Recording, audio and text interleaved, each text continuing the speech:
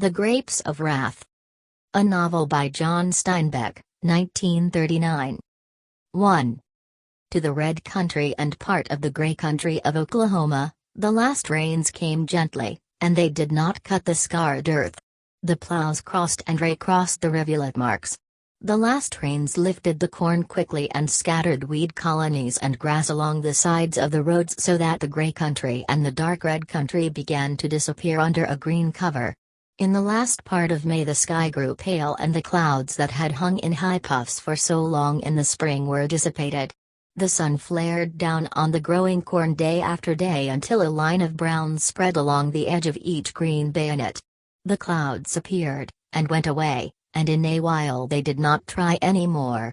The weeds grew darker green to protect themselves, and they did not spread any more.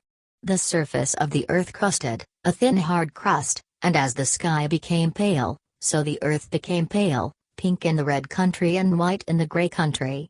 In the water-cut gullies the earth dusted down in dry little streams. Gophers and ant lions started small avalanches. And as the sharp sun struck day after day, the leaves of the young corn became less stiff and erect. They bent in a curve at first, and then, as the central ribs of strength grew weak, each leaf tilted downward. Then it was June, and the sun shone more fiercely. The brown lines on the corn leaves widened and moved in on the central ribs. The weeds frayed and edged back toward their roots. The air was thin and the sky more pale, and every day the earth paled. In the roads where the teams moved, where the wheels milled the ground and the hooves of the horses beat the ground, the dirt crust broke and the dust formed. Every moving thing lifted the dust into the air. A walking man lifted a thin layer as high as his waist, and a wagon lifted the dust as high as the fence tops, and an automobile boiled a cloud behind it. The dust was long in settling back again.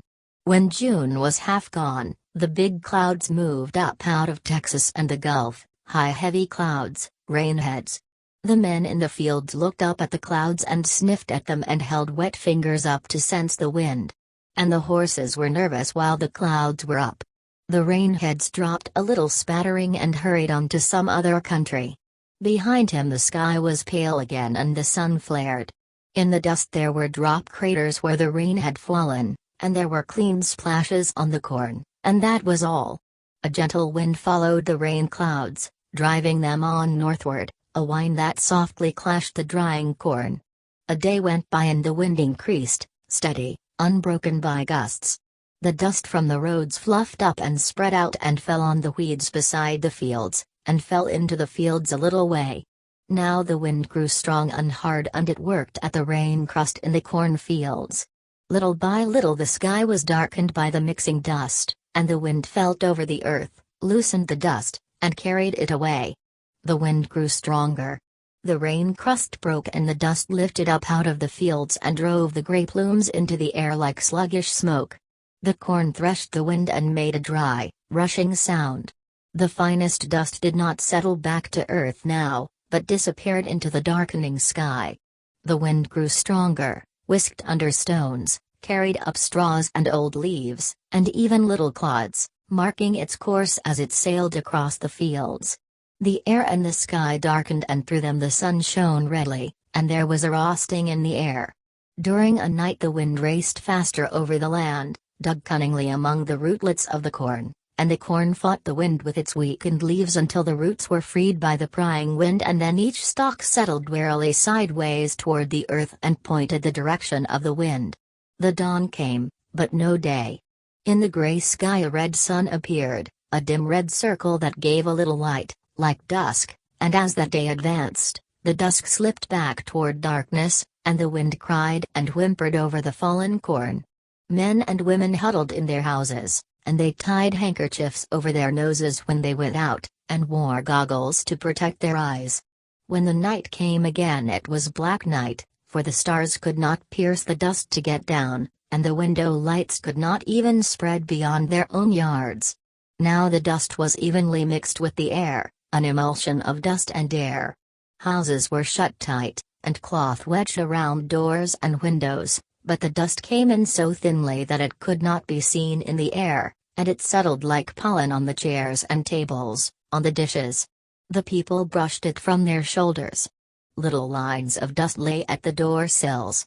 In the middle of that night the wind passed on and left the land quiet.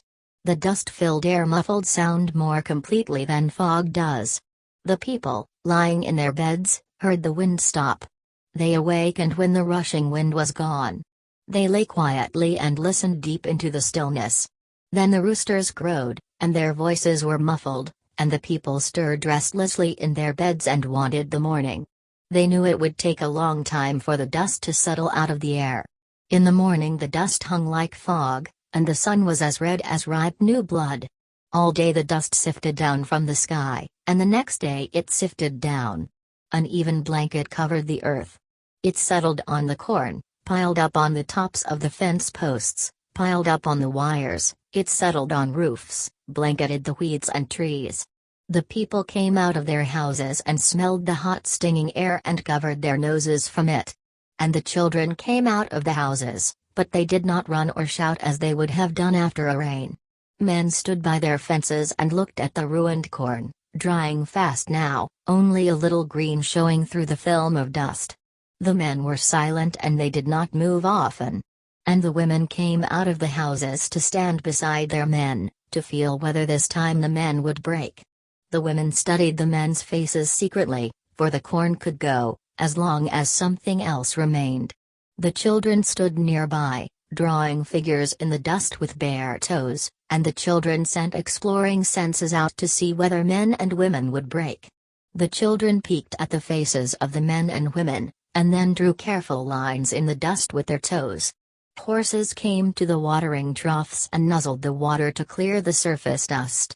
After a while the faces of the watching men lost their bemused perplexity and became hard and angry and resistant.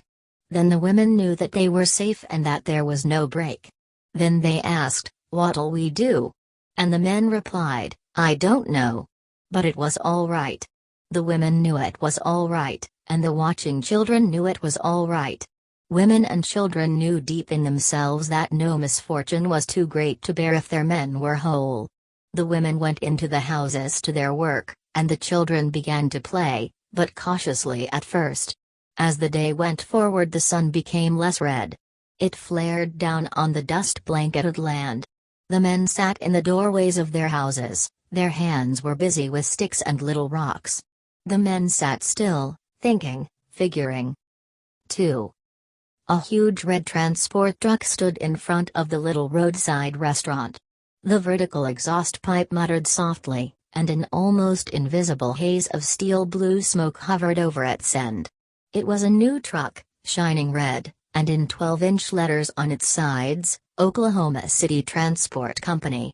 Its double tires were new, and a brass padlock stood straight out from the hasp on the big black doors.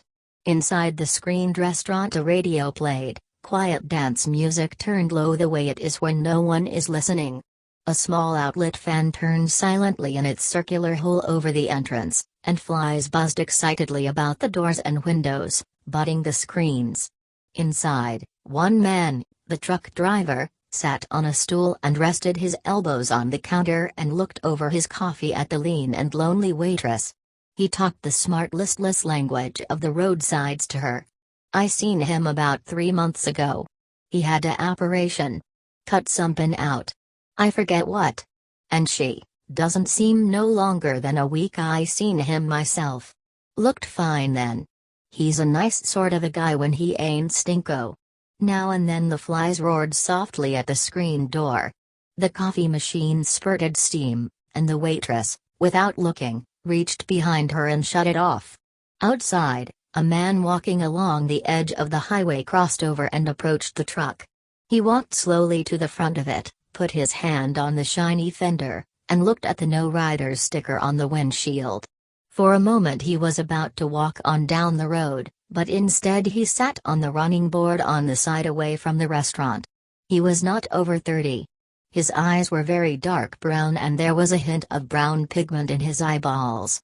His cheekbones were high and wide, and strong deep lines cut down his cheeks, in curves beside his mouth. His upper lip was long, and since his teeth protruded, the lips stretched to cover them, for this man kept his lips closed. His hands were hard, with broad fingers and nails as thick and ridged as little clamshells.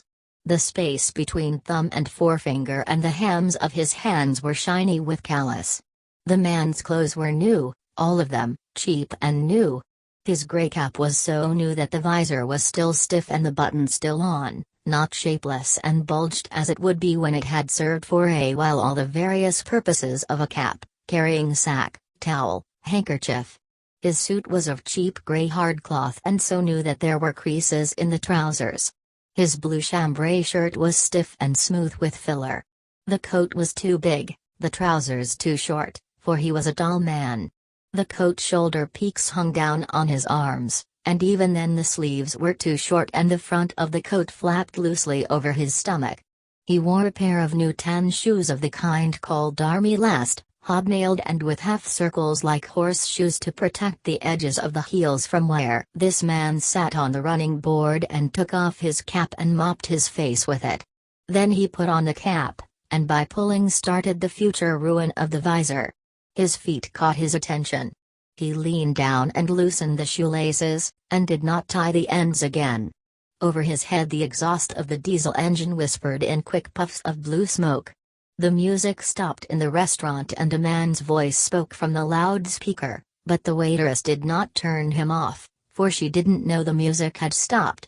Her exploring fingers had found a lump under her ear. She was trying to see it in a mirror behind the counter without letting the truck driver know, and so she pretended to push a bit of hair to neatness. The truck driver said, "There was a big dance in Shawnee. I heard somebody got killed or somepin'.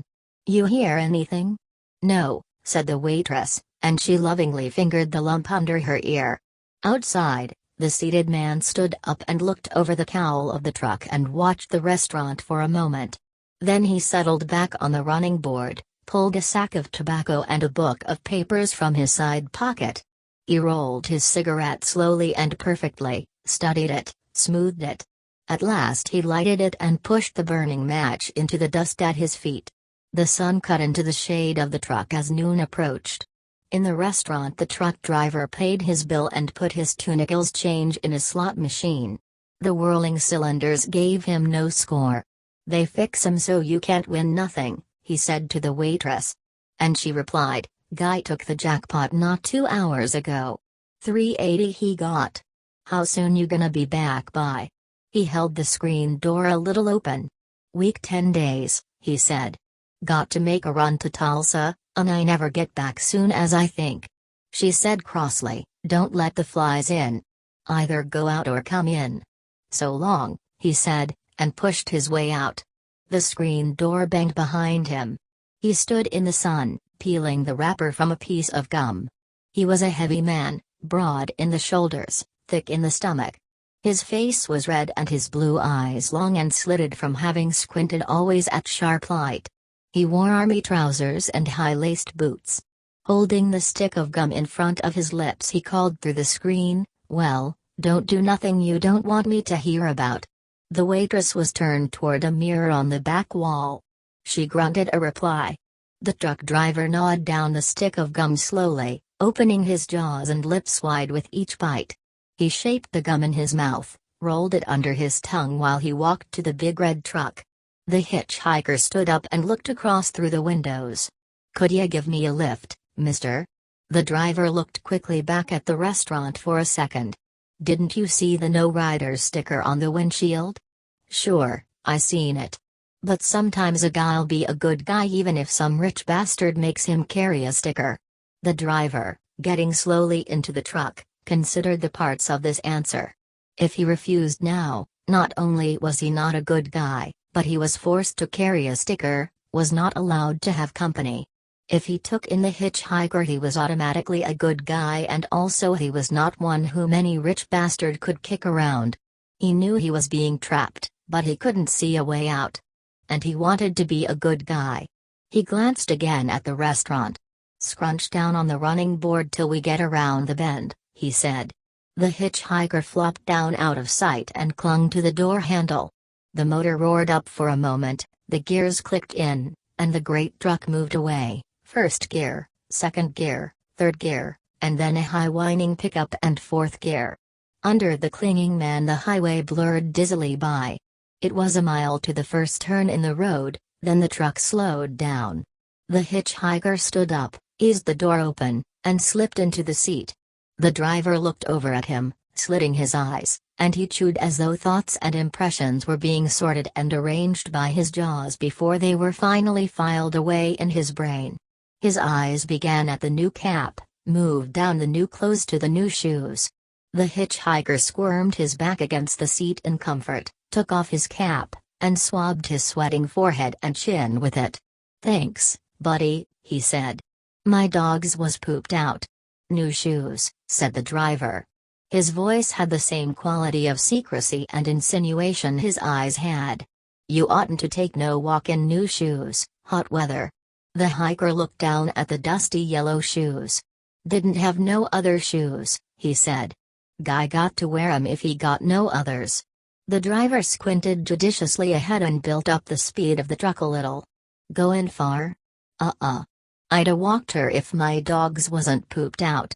The questions of the driver had the tone of a subtle examination. He seemed to spread nets, to set traps, with his questions. "Lookin' for a job?" he asked. "No, my old man got a place, 40 acres. He's a cropper, but we been there a long time."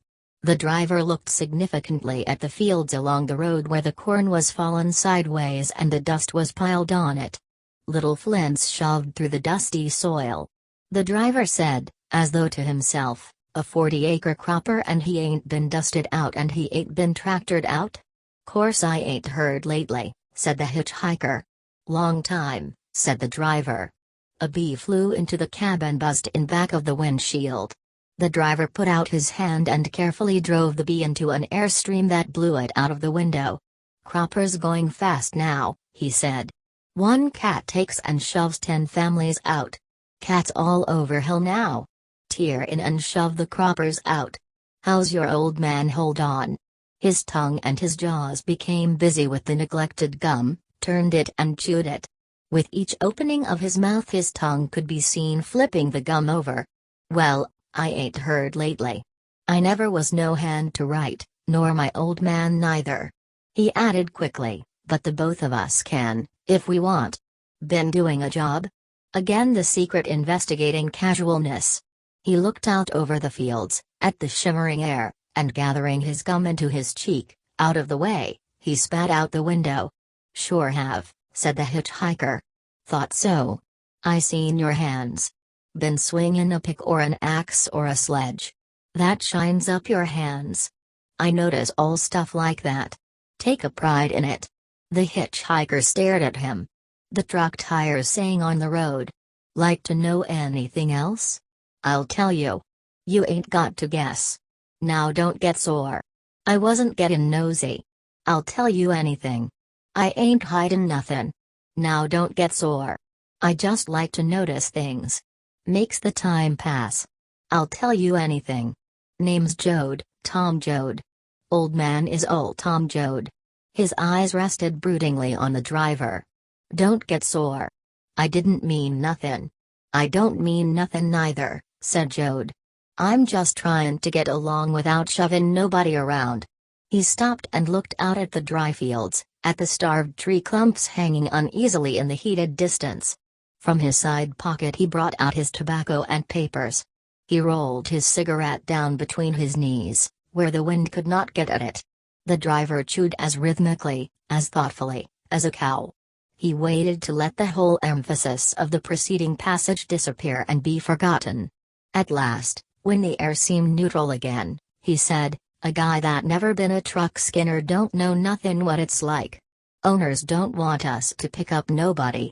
So we got to set here and just skin her along less we want to take a chance of gettin' fired like I just done with you." "'Preciate it," said Jode. "I've knew guys that done screwy things while they're driving trucks. I remember a guy used to make up poetry. It passed the time." He looked over secretly to see whether Jode was interested or amazed.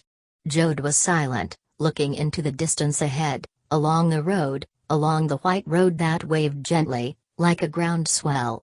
The driver went on at last, I remember a piece of poetry this here guy wrote down. It was about him and a couple of other guys going all over the world drinking and raising hell and screwing around. I wished I could remember how that piece went. This guy had words in it that Jesus H. Christ wouldn't know what they meant. Part was like this: there we spied a nigger, with a trigger that was bigger than a elephant's proboscis or the winger of a whale. That proboscis is a nose like. With a elephant it's his trunk. Guy showed me a dictionary. Carried that dictionary all over hell with him.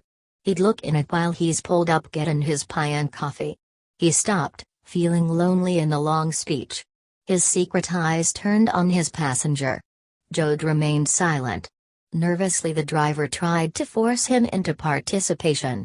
Ever know a guy that said big words like that? Preacher, said Jode. Well, it makes you mad to hear a guy use big words.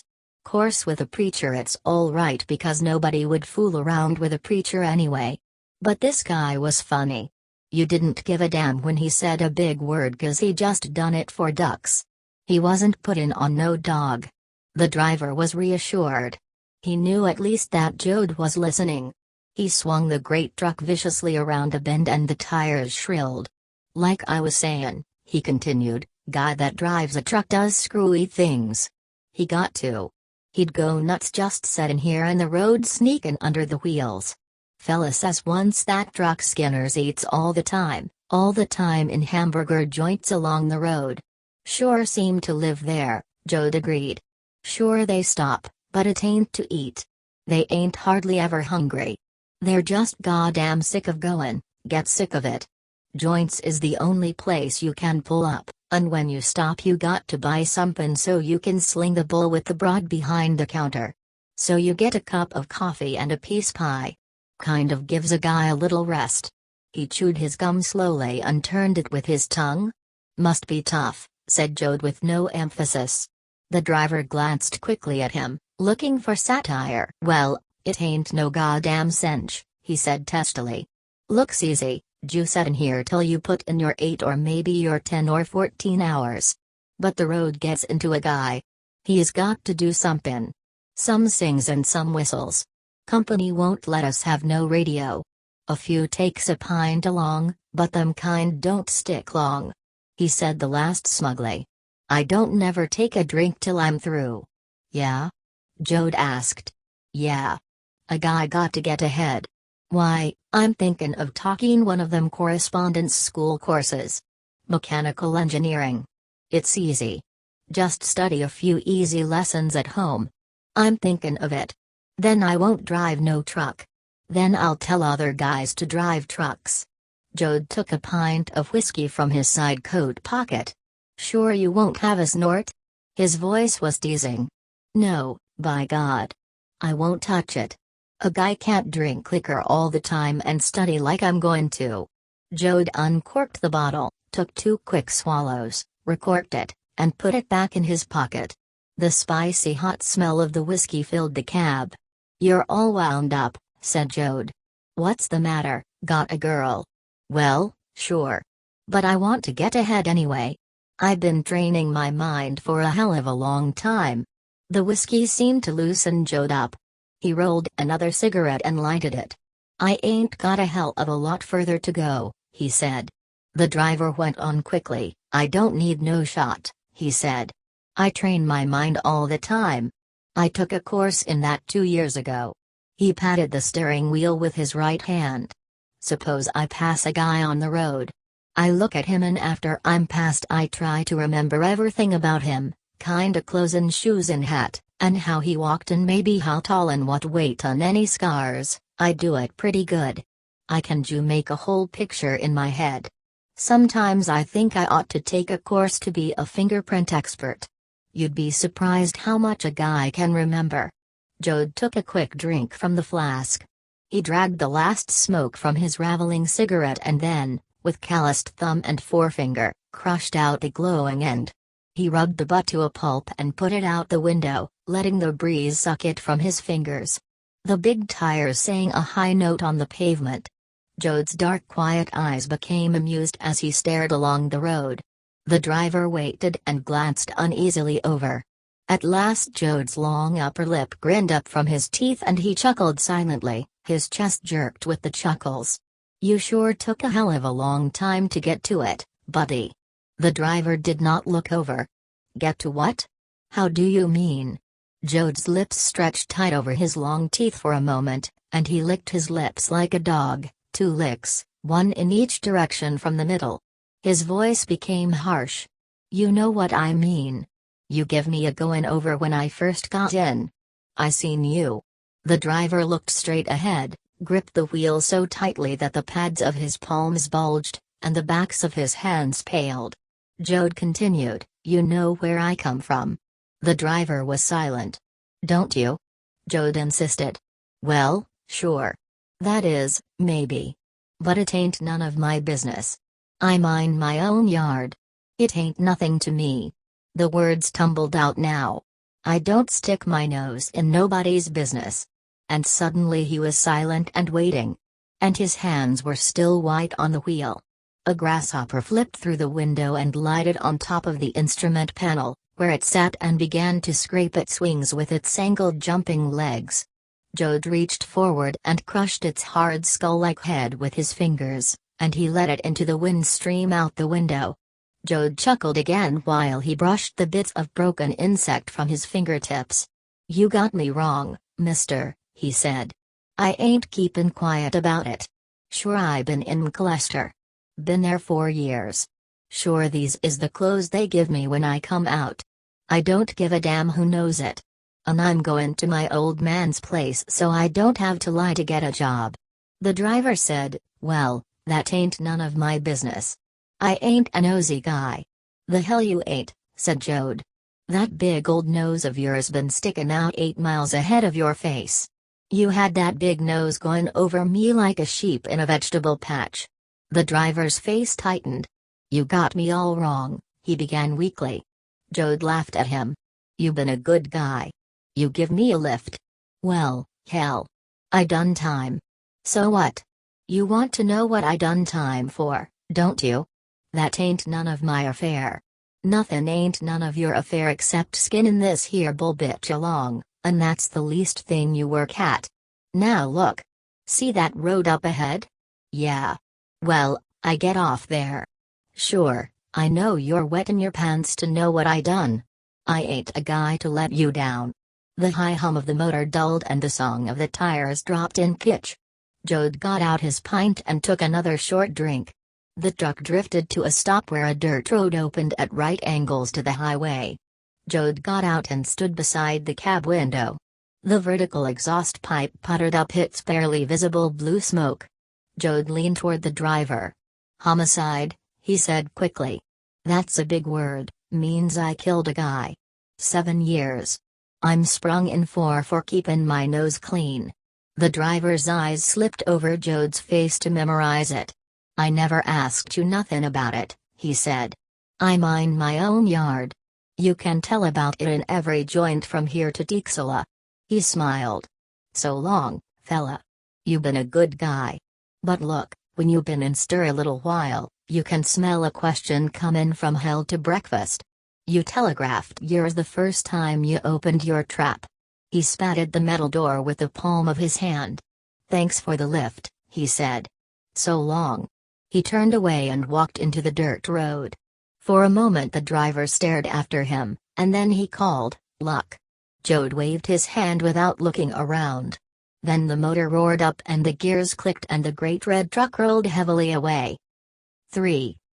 The concrete highway was edged with a mat of tangled, broken, dry grass, and the grass heads were heavy with oat beards to catch on a dog's coat, and foxtails to tangle in a horse's fetlocks, and clover burrs to fasten in sheep's wool, sleeping life waiting to be spread and dispersed, every seed armed with an appliance of dispersal, twisting darts and parachutes for the wind, little spears and balls of tiny thorns, and all waiting for animals and for the wind, for a man's trouser cuff or the hem of a woman's skirt, all passive but armed with appliances of activity, still, but each possessed of the onlooga of movement. The sun lay on the grass and warmed it, and in the shade under the grass the insects moved, ants and ant lions to set traps for them, grasshoppers to jump into the air and flick their yellow wings for a second, so bugs like little armadillos, plodding restlessly on many tender feet. And over the grass at the roadside a land turtle crawled, turning aside for nothing, dragging his high-domed shell over the grass, his hard legs and yellow-nailed feet threshed slowly through the grass, not really walking, but boosting and dragging his shell along. The barley beard slid off his shell, and the clover burrs fell on him and rolled to the ground. His horny beak was partly open, and his fierce, humorous eyes, under brows like fingernails, stared straight ahead. He came over the grass leaving a beaten trail behind him, and the hill, which was the highway embankment, reared up ahead of him. For a moment he stopped, his head held high. He blinked and looked up and down. At last he started to climb the embankment. Front clawed feet reached forward but did not touch. The hind feet kicked his shell along, and it scraped on the grass, and on the gravel. As the embankment grew steeper and steeper, the more frantic were the efforts of the land turtle. Pushing hind legs strained and slipped, boosting the shell along, and the horny head protruded as far as the neck could stretch. Little by little the shell slid up the embankment until at last a parapet cut straight across its line of march, the shoulder of the road, a concrete wall 4 inches high. As though they worked independently, the hind legs pushed the shell against the wall. The head upraised and peered over the wall to the broad smooth plain of cement. Now the hands, braced on top of the wall, strained and lifted, and the shell came slowly up and rested its front end on the wall. For a moment the turtle rested. A red ant ran into the shell, into the soft skin inside the shell, and suddenly head and legs snapped in, and the armored tail clamped in sideways. The red ant was crushed between body and legs. And one head of wild oats was clamped into the shell by a front leg. For a long moment the turtle lay still, and then the neck crept out and the old humorous frowning eyes looked about and the legs and tail came out. The back legs went to work, straining like elephant legs, and the shell tipped to an angle so that the front legs could not reach the level cement plane. But higher and higher the hind legs boosted it, until at last the center of balance was reached, the front tipped down, the front legs scratched at the pavement, and it was up. But the head of wild oats was held by its stem around the front legs. Now the going was easy, and all the legs worked, and the shell boosted along, waggling from side to side. A sedan driven by a 40-year-old woman approached. She saw the turtle and swung to the right, off the highway. The wheels screamed and a cloud of dust boiled up. 2 wheels lifted for a moment and then settled. The car skidded back onto the road, and went on, but more slowly. The turtle had jerked into its shell, but now it hurried on, for the highway was burning hot. And now a light truck approached, and as it came near, the driver saw the turtle and swerved to hit it. His front wheel struck the edge of the shell, flipped the turtle like a tiddlywink, spun it like a coin, and rolled it off the highway. The truck went back to its course along the right side. Lying on its back, the turtle was tied in its shell for a long time. But at last its legs waved in the air, reaching for something to pull it over. Its front foot caught a piece of quartz and little by little the shell pulled over and flopped upright. The wild oat head fell out and 3 of the spearhead seeds stuck in the ground. And as the turtle crawled on down the embankment, its shell dragged dirt over the seeds. The turtle entered a dust road and jerked itself along, drawing a wavy shallow trench in the dust with its shell. The old humorous eyes looked ahead, and the horny beak opened a little. His yellow toenails slipped a fraction in the dust. 4. When Jode heard the truck get underway, gear climbing up to gear and the ground throbbing under the rubber beating of the tires, he stopped and turned about and watched it until it disappeared. When it was out of sight he still watched the distance and the blue air shimmer. Thoughtfully he took the pint from his pocket, unscrewed the metal cap, and sipped the whiskey delicately, running his tongue inside the bottle neck, and then around his lips, to gather in any flavor that might have escaped him. He said experimentally, "There we spied a nigger," and that was all he could remember. At last he turned about and faced the dusty side road that cut off at right angles through the fields. The sun was hot, and no wind stirred the sifted dust. The road was cut with furrows where dust had slid and settled back into the wheel tracks. Jode took a few steps, and the flour-like dust spurted up in front of his new yellow shoes, and the yellowness was disappearing under gray dust. He leaned down and untied the laces, slipped off first one shoe and then the other. And he worked his damp feet comfortably in the hot dry dust until little spurts of it came up between his toes, and until the skin on his feet tightened with dryness. He took off his coat and wrapped his shoes in it and slipped the bundle under his arm. And at last he moved up the road, shooting the dust ahead of him, making a cloud that hung low to the ground behind him. The right-of-way was fenced, 2 strands of barbed wire on willow poles. The poles were crooked and badly trimmed.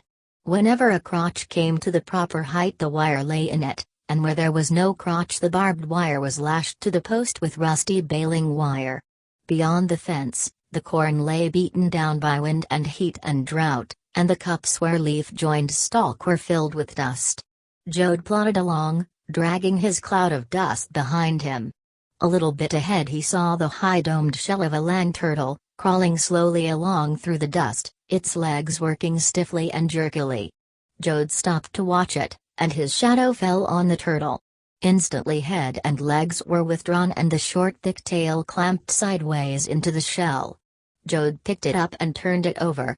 The back was brown-gray, like the dust, but the underside of the shell was creamy yellow, clean and smooth. Jode shifted his bundle high under his arm and stroked the smooth undershell with his finger, and he pressed it. It was softer than the back. The hard old head came out and tried to look at the pressing finger, and the legs waved wildly. The turtle wetted on Jode's hand and struggled uselessly in the air. Jode turned it back upright and rolled it up in his coat with his shoes. He could feel it pressing and struggling and fussing under his arm. He moved ahead more quickly now, dragged his heels a little in the fine dust. Ahead of him, beside the road, a scrawny, dusty willow tree cast a speckled shade. Jode could see it ahead of him, its poor branches curving over the way, its load of leaves tattered and scraggly as a molting chicken. Jode was sweating now. His blue shirt darkened down his back and under his arms. He pulled at the visor of his cap and creased it in the middle, breaking its cardboard lining so completely that it could never look new again. And his steps took on new speed and intent toward the shade of the distant willow tree. At the willow he knew there would be shade, at least one hard bar of absolute shade thrown by the trunk, since the sun had passed its zenith. The sun whipped the back of his neck now and made a little humming in his head. He could not see the base of the tree, for it grew out of a little swale that held water longer than the level places. Jode speeded his pace against the sun, and he started down the declivity. He slowed cautiously, for the bar of absolute shade was taken. A man sat on the ground, leaning against the trunk of the tree. His legs were crossed and one bare foot extended nearly as high as his head. He did not hear Jode approaching, for he was whistling solemnly the tune of "Yes, Sir, That's My Baby." His extended foot swung slowly up and down in the tempo. It was not dance tempo. He stopped whistling and sang in an easy thin tenor, "Yes, sir, that's my savior, Jesus is my savior, Jesus is my savior now. On the levels not the devil, Jesus is my savior now." Jode had moved into the imperfect shade of the molting leaves before the man heard him coming, stopped his song, and turned his head. It was a long head, bony, tight of skin, and set on a neck as stringy and muscular as a celery stalk. His eyeballs were heavy and protruding, the lids stretched to cover them, and the lids were raw and red. His cheeks were brown and shiny and hairless and his mouth full, humorous or sensual. The nose, beaked and hard, stretched the skin so tightly that the bridge showed white. There was no perspiration on the face, not even on the tall pale forehead. It was an abnormally high forehead, lined with delicate blue veins at the temples. Fully half of the face was above the eyes. His stiff gray hair was mussed back from his brow as though he had combed it back with his fingers. For clothes he wore overalls and a blue shirt. A denim coat with brass buttons and a spotted brown hat creased like a pork pie lay on the ground beside him. Canvas sneakers, gray with dust, lay nearby where they had fallen when they were kicked off. The man looked long at Jode. The light seemed to go far into his brown eyes, and it picked out little golden specks deep in the irises. The strained bundle of neck muscles stood out. Jode stood still in the speckled shade. He took off his cap and mopped his wet face with it and dropped it and his rolled coat on the ground. The man in the absolute shade uncrossed his legs and dug with his toes at the earth. Jode said, "Hi. It's hotter'n hell on the road." The seated man stared questioningly at him. "Now ain't you young Tom Jode, old Tom's boy?" "Yeah," said Jode. "All the way. Goin' home now? You wouldn't remember me, I guess," the man said. He smiled and his full lips revealed great horse teeth. "Oh, no, you wouldn't remember. You was always too busy pullin' little girls' pigtails when I give you the Holy Spirit. You was all wrapped up in yankin' that pigtail out by the roots. You maybe don't recollect, but I do. The two of you come to Jesus at once 'cause of the pigtail yankin'. Baptized both of you in the irrigation ditch at once. Fightin' and yellin' like a couple of cats." Jode looked at him with drooped eyes, and then he laughed. "Why, you're the preacher. You're the preacher. I drew past a recollection about you to a guy not an hour ago." "I was a preacher," said the man seriously. "Reverend Jim Casey was a burning busher. Used to howl out the name of Jesus to glory. And used to get an irrigation ditch so squirmin' full of repented sinners half of 'em like to drown. But not no more," he sighed. "Jim Casey now? Ain't got the call no more. Got a lot of sinful idlers, but they seem kinda sensible." Jode said, "You're bound to get idlers if you go thinkin' about stuff. Sure, I remember you. You used to give a good meetin'. I recollect one time you give a whole sermon walkin' around on your hands, yellin' your head off. Ma favored you more than anybody. And Grandma says you was just lousy with the Spirit." Jode dug at his rolled coat and found the pocket and brought out his pint. The turtle moved a leg but he wrapped it up tightly. He unscrewed the cap and held out the bottle. "Have a little snort?" Casey took the bottle and regarded it broodingly. "I ain't preachin' no more much. The Spirit ain't in the people much no more, and worse'n that, the Spirit ain't in me no more. Course now and again the Spirit gets movin' and I about a meetin', or when folks sets out food I give 'em a grace, but my heart ain't in it. I only do it 'cause they expect it." Jode mopped his face with his cap again. "You ain't too damn holy to take a drink, are you?" he asked. Casey seemed to see the bottle for the first time. He tilted it and took 3 big swallows. "Nice drinkin' liquor," he said. "Ought to be," said Jode. "That's factory liquor. Cost $1. Casey took another swallow before he passed the bottle back. "Yes, sir," he said. "Yes, sir." Jode took the bottle from him, and in politeness did not wipe the neck with his sleeve before he drank. He squatted on his hams and set the bottle upright against his coat roll. His fingers found a twig with which to draw his thoughts on the ground. He swept the leaves from a square and smoothed the dust. And he drew angles and made little circles. "I ain't seen you in a long time," he said. "Nobody's seen me," said the preacher. "I went off alone, and I sat and figured. The Spirit's strong in me, only it ain't the same. I ain't so sure of a lot of things." He sat up straighter against the tree. His bony hand dug its way like a squirrel into his overall pocket, brought out a black, bitten plug of tobacco. Carefully he brushed off bits of straw and gray pocket fuzz before he bit off a corner and settled the quid into his cheek. Jode waved his stick in negation when the plug was held out to him. The turtle dug at the rolled coat. Casey looked over at the stirring garment. "What you got there, a chicken? You'll smother it." Jode rolled the coat up more tightly. "An old turtle," he said. "Picked him up on the road. An old bulldozer. Thought I'd take him to my little brother. Kids like turtles." The preacher nodded his head slowly. "Every kid got a turtle sometime or other. Nobody can't keep a turtle though. They work at it, and at last one day they get out and away they go, off somewheres. It's like me. I wouldn't take the good old gospel that was just layin' there to my hand. I got to be pickin' at it and workin' at it until I got it all tore down. Here I got the spirits sometimes and nothing to preach about.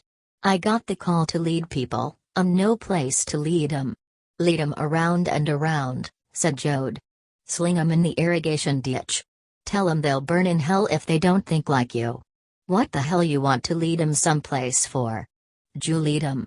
The straight trunk shade had stretched out along the ground. Jode moved gratefully into it and squatted on his hams and made a new smooth place on which to draw his thoughts with a stick. A thick-furred yellow shepherd dog came trotting down the road, head low, tongue lolling and dripping. Its tail hung limply curled, and it panted loudly. Jode whistled at it, but it only dropped its head an inch and trotted fast toward some definite destination. Goin' someplace, Jode explained, a little piqued. Goin' for home maybe. The preacher could not be thrown from his subject. Goin' someplace, he repeated. That's right, he's goin' someplace. Me, I don't know where I'm goin'. Tell you what, I used to get the people jumpin' and talkin' in tongues and glory shoutin' till they just fell down and passed out. Some I baptized to bring 'em to. And then, you know what I'd do?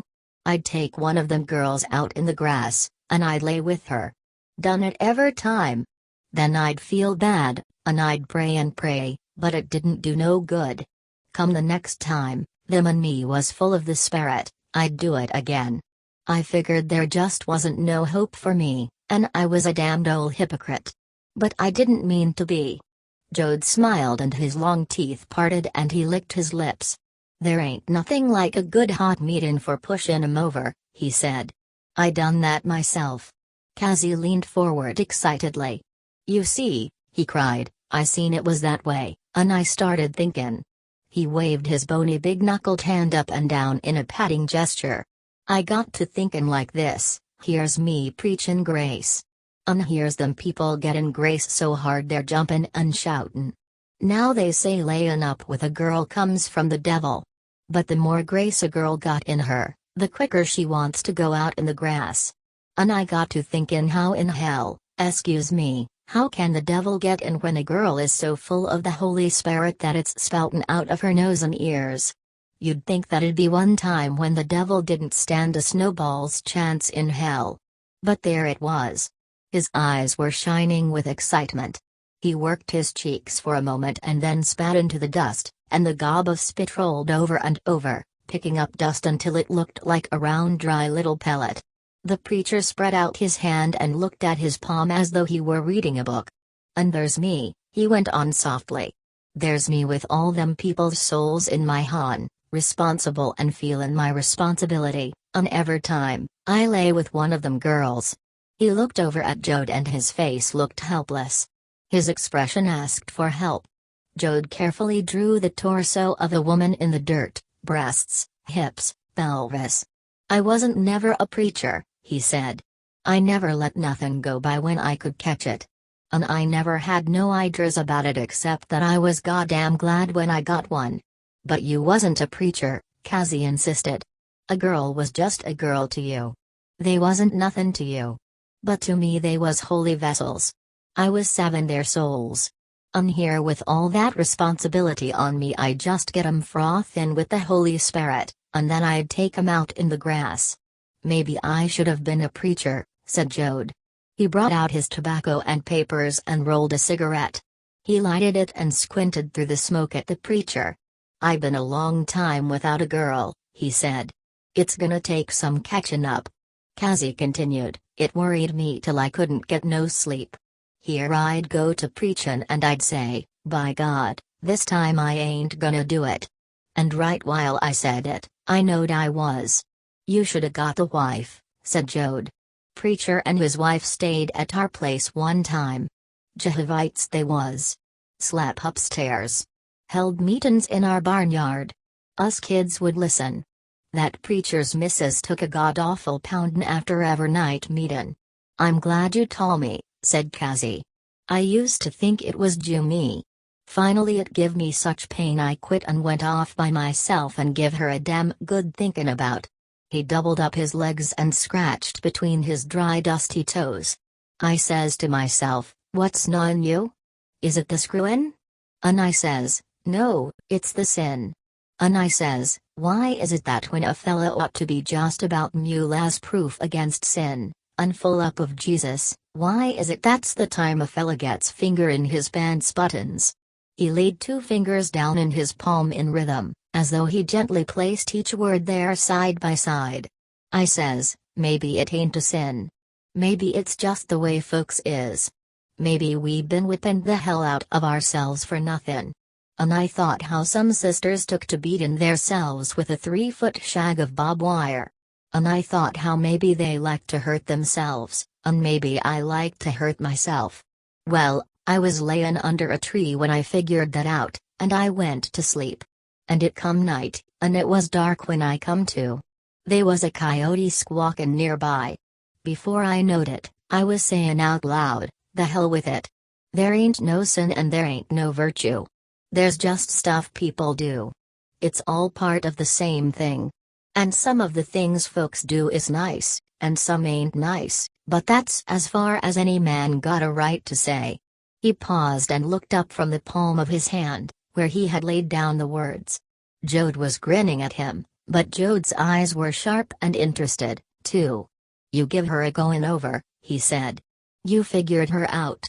Kazi spoke again, and his voice rang with pain and confusion. I says, what's this call, this spirit? And I says, it's love. I love people so much I'm fit to bust, sometimes. And I says, don't you love Jesus? Well, I thought, and finally I says, no, I don't know nobody named Jesus. I know a bunch of stories, but I only love people. And sometimes I love 'em fit to bust, and I want to make 'em happy, so I been preachin' somepin' I thought would make 'em happy. And then, I been talkin' a hell of a lot. Maybe you wonder about me using bad words. Well, they ain't bad to me no more. They're Jew words folks use, and they don't mean nothing bad with 'em. Anyways, I'll tell you one more thing I thought out, and from a preacher it's the most unreligious thing, and I can't be a preacher no more because I thought it and I believe it. What's that? Jode asked. Kazi looked shyly at him. If it hits you wrong, don't take no offense at it, will you? I don't take no offense kept a bust in the nose, said Jode. What did you figure? I figured about the Holy Spirit and the Jesus Road. I figured, why do we got to hang it on God or Jesus?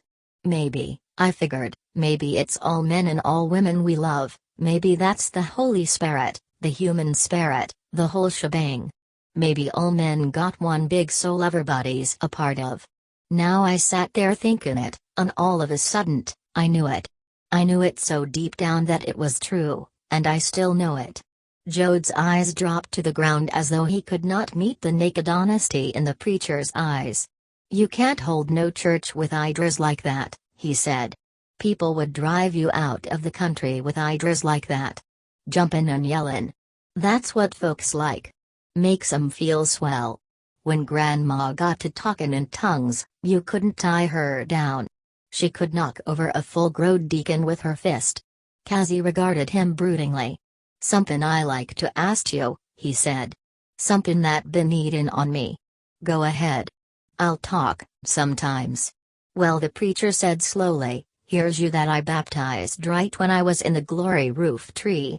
Got little hunks of Jesus jumpin' out of my mouth that day. You won't remember 'cause you was busy pullin' that pigtail. I remember, said Jode. That was Susie Little. She bust my finger a year later. Well, did you take any good out of that baptizin'? Was your ways better? Jode thought about it. No, can't say as I felt anything. Well, did you take any bad from it? Think hard. Jode picked up the bottle and took a swig. They wasn't nothing in it, good or bad. I just had fun. He handed the flask to the preacher. He sighed and drank and looked at the low level of the whiskey and took another tiny drink. That's good, he said. I got to worryin' about whether in messin' around maybe I done somebody a hurt. Jode looked over toward his coat and saw the turtle, free of the cloth and hurrying away in the direction he had been following when Jode found him. Jode watched him for a moment and then got slowly to his feet and retrieved him and wrapped him in the coat again. "I ain't got no present for the kids," he said. "Nothin' but this old turtle." "It's a funny thing," the preacher said. "I was thinkin' about old Tom Joad when you come along. Thinkin' I'd call in on him. I used to think he was a godless man. How is Tom?" "I don't know how he is. I ain't been home in 4 years." "Didn't he write to you?" Joad was embarrassed. "Well, Pa wasn't no hand to write for pretty, or to write for right. He'd sign up his name as nice as anybody, and lick his pencil. But Pa never did write no letters. He always says what he couldn't tell a fella with his mouth wasn't worth leanin' on no pencil about." "Been out travelin' around?"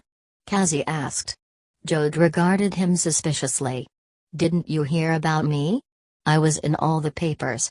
"No, I never." "What?" He jerked one leg over the other and settled lower against the tree. The afternoon was advancing rapidly, and a richer tone was growing on the sun. Joad said pleasantly, "Might's well tell you now and get it over with. But if you was still preachin' I wouldn't tell, fear you get prayin' over me."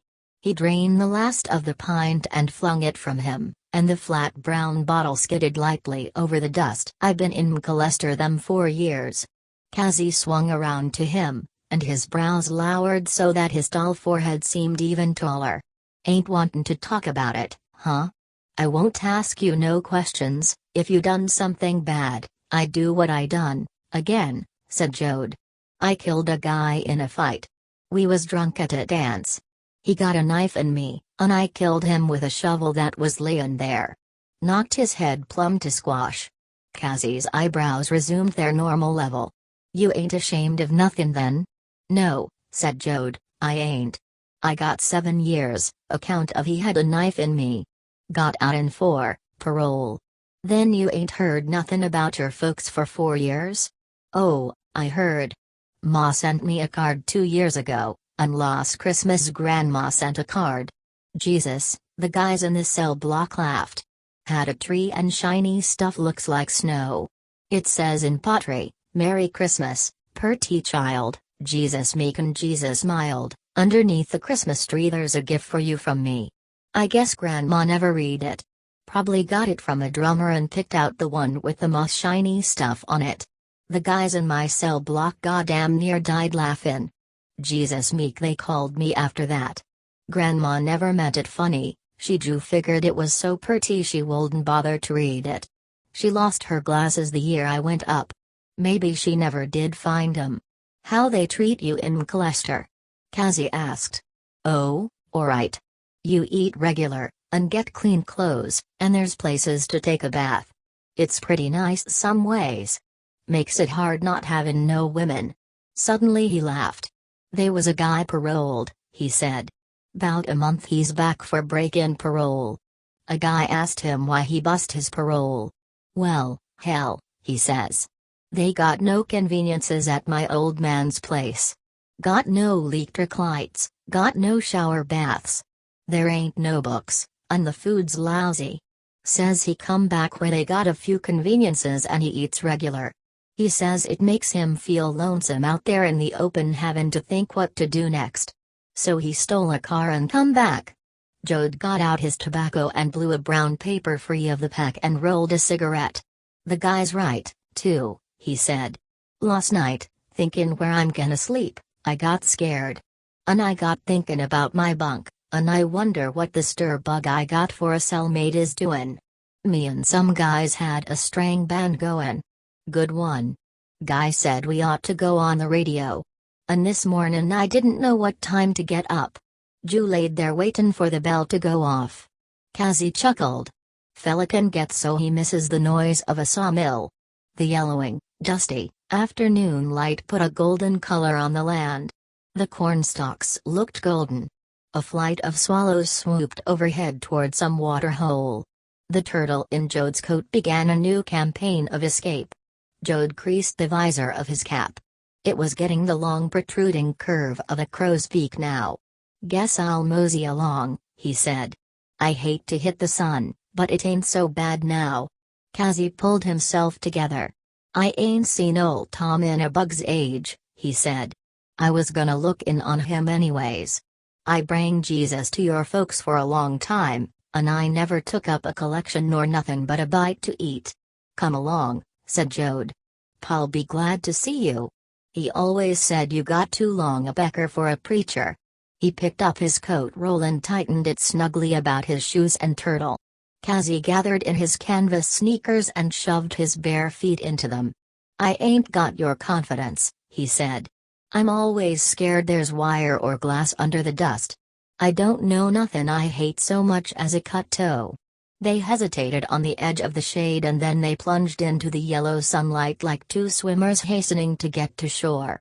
After a few fast steps they slowed to a gentle, thoughtful pace. The cornstalks threw gray shadows sideways now, and the raw smell of hot dust was in the air.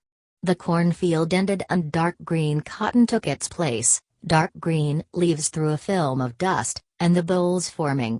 It was spotty cotton, thick in the low places where water had stood, and bare on the high places.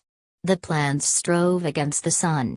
And distance, toward the horizon, was down to invisibility. The dust road stretched out ahead of them, waving up and down.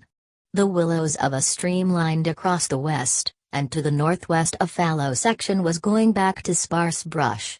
But the smell of burn dust was in the air, and the air was dry, so that mucus in the nose dried to a crust, and the eyes watered to keep the eyeballs from drying out. Kazi said, "See how good the corn come along until the dust got up. Been a dinger of a crop." "Every year," said Jode. "Every year I can remember, we had a good crop comin' and it never come. Grandpa says she was good the first 5 plowin's, while the wild grass was still in her." The road dropped down a little hill and climbed up another rolling hill. Kazi said, "Old Tom's house can't be more'n a mile from here. Ain't she over that third rise?" "Sure," said Jode. "'Less somebody stole it, like Pa stole it." "Your Pa stole it?" "Sure, got it a mile and a half east of here and drug it. Was a family livin' there, and they moved away. Grandpa and Pa and my brother Noah like to took the whole house, but she wouldn't come. They only got part of her. That's why she looks so funny on one end. They cut her in two and drug her over with 12 head of horses and 2 mules. They was goin' back for the other half and stick her together again, but before they got there Wink Manley come with his boys and stole the other half. Pa and Grandpa was pretty sore, but a little later them and Wink got drunk together and laughed their heads off about it. Wink, he says his house is at stud, and if we'll bring our'n over and breed 'em we'll maybe get a litter of crap houses. Wink was a great old fella when he was drunk. After that him and Pa and Grandpa was friends. Got drunk together every chance they got. Tom's a great one, Kazi agreed. They plodded dustily on down to the bottom of the draw, and then slowed their steps for the rise. Kazi wiped his forehead with his sleeve and put on his flat-topped hat again. "Yes," he repeated, "Tom was a great one. For a godless man he was a great one. I seen him in meetin' sometimes when the spirit got into him just a little, and I seen him take 10-12 foot jumps. I tell you when old Tom got a dose of the Holy Spirit you got to move fast to keep from gettin' run down and dropped. Jumpy as a stud horse in a box stall." They topped the next rise and the road dropped into an old water cut, ugly and raw, a ragged course, and freshet scars cutting into it from both sides. A few stones were in the crossing. Jode minced across in his bare feet. "You talk about Pa," he said. "Maybe you never seen Uncle John the time they baptized him over to Poke's place. Why, he got to plungin' and jumpin'. Jumped over a feeny bush as big as a piano. Over he'd jump, and back he'd jump, howlin' like a dog wolf in moontime. Well, Pa seen him, and Pa, he figures he's the bee's Jesus jumper in these parts. So Pa picks out a feeny bush 'bout twice it as big as Uncle John's feeny bush, and Pa lets out a squawk like a sow litterin' broken bottles, and he takes a run at that feeny bush and clears her and bust his right leg. That took the spirit out of Pa. Preacher wants to pray it set, but Pa says, no, by God, he'd got his heart full of havin' a doctor. Well, they wasn't a doctor, but they was a travelin' dentist, and he set her. Preacher give her a prayin' over anyways. They plodded up the little rise on the other side of the water cut. Now that the sun was on the wane, some of its impact was gone, and while the air was hot, the hammering rays were weaker. The strung wire on crooked poles still edged the road. On the right-hand side a line of wire fence strung out across the cotton field, and the dusty green cotton was the same on both sides, dusty and dry and dark green. Jode pointed to the boundary fence. "That there's our line. We didn't really need no fence there, but we had the wire, and Pa kinda liked her there. Said it give him a feelin' that 40 was 40. Wouldn't have had the fence if Uncle John didn't come drivin' in one night with 6 spools of wire in his wagon. He give 'em to Pa for a shoat. We never did know where he got that wire." They slowed for the rise, moving their feet in the deep soft dust, feeling the earth with their feet. Jode's eyes were inward on his memory. He seemed to be laughing inside himself. "Uncle John was a crazy bastard," he said. "Like what he done with that shoat." He chuckled and walked on. Jim Casey waited impatiently. The story did not continue. Casey gave it a good long time to come out. "Well, what did he do with that shoat?" he demanded at last, with some irritation. "Huh? Oh. Well, he killed that shoat right there, and he got Ma to light up the stove. He cut out pork chops and put 'em in the pan, and he put ribs and a leg in the oven. He ate chops till the ribs was done, and he ate ribs till the leg was done. And then he tore into that leg. Cut off big hunks of her and shoved 'em in his mouth. Us kids hung around slaverin', and he give us some, but he wouldn't give Pa none. By and by he ate so much he throwed up and went to sleep. While he's asleep us kids and Pa finished off the leg. Well, when Uncle John woke up in the mornin' he slaps another leg in the oven. Pa says, 'John, you gonna eat that whole damn pig?' And he says, 'I aim to, Tom, but I'm scared some of her'll spoil 'fore I get her at, hungry as I am for pork. Maybe you better get a plate and gimme back a couple rolls of wire.' Well, sir, Pa wasn't no fool. You let Uncle John go on and eat himself sick of pig, and when he drove off he hadn't ate much more'n half. Pa says, 'Why'n't you salt her down?' But not Uncle John. When he wants pig he wants a whole pig, and when he's through, he don't want no pig hangin' around. So off he goes, and Pa salts down what's left." Casey said, "While I was still in the preaching spirit I'd made a lesson of that and spoke it to you, but I don't do that no more." "What you s'pose he done a thing like that for?" "I dunno," said Jode. "He Jew got hungry for pork. Makes me hungry Jew to think of it. I had you 4 slices of roastin' pork in 4 years, 1 slice ever Christmas." Casey suggested elaborately, "Maybe Tom'll kill the fatted calf like for the prodigal in scripture." Jode laughed scornfully. "You don't know Pa. If he kills a chicken most of the squawkin' will come from Pa, not the chicken. He don't never learn.